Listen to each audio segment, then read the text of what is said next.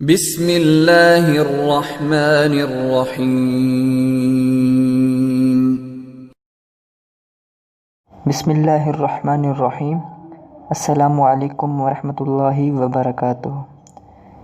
آج کی ویڈیو میں اپنے دوستوں کو علماء حق سے بغض رکھنے پر 4 قسم کے عذاب بتاؤں گا، لیکن اس سے پہلے اپنے دوستوں سے ایک درخواست کرتا ہوں کہ اگر آپ نے ابھی تک ہمارا یوٹیوب چینل سبسکرائب نہیں کیا تو پلیز ہمارے چینل کو سبسکرائب کر لیجئے گا اور ساتھ میں بیل آئیکن کو بھی دبا دیجئے گا۔ سٹارٹ کرتے ہیں۔ بسم اللہ الرحمن الرحیم۔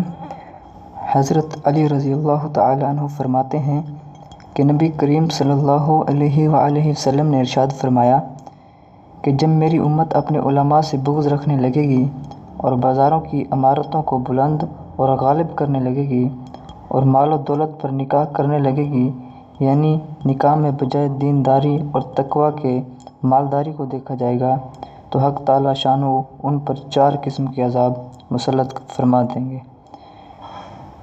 اس میں نمبر 1 قحط سالی ہو جائے گی، نمبر 2 بادشاہ کی طرف سے مظالم ہونے لگیں گے، نمبر 3 حکام خیانت کرنے لگیں گے، نمبر 4 دشمنوں کے پے در پہ حملے ہوں گے۔